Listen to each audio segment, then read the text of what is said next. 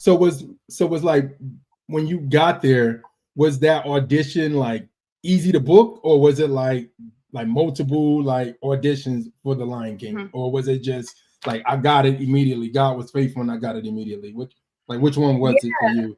Yeah, I would say kind of a mixture of both. So, Okay. actually, I auditioned in The Lion King. I did an open call. I didn't have an agent or anything. Like, I waited in the long line with like 300 other girls that day in the hot summer.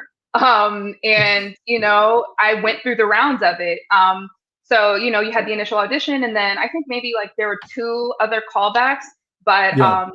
I booked it on my first shot at it. So Okay. it definitely was one of those things that, was just kind of meant to be part of God's plan and really set me on my path pretty early on. Got you.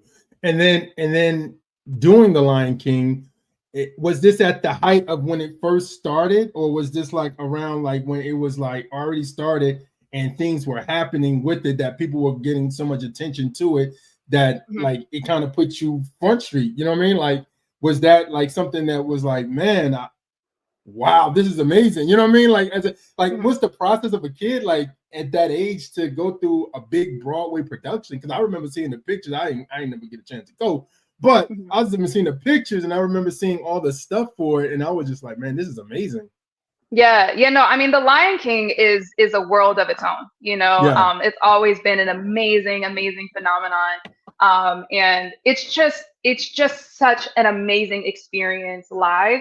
yeah. And so yeah, so when I was in it, it was around the 10-year anniversary of the show, Okay. and it was every single night. The audience was so excited to be there. People know the songs, and you just felt the love coming from the crowd, and for Yeah, me as a kid, I just loved it. I think that I wasn't even conscious enough, like in my self yet, to even be kind of afraid of it at all. You yeah, know what I'm saying?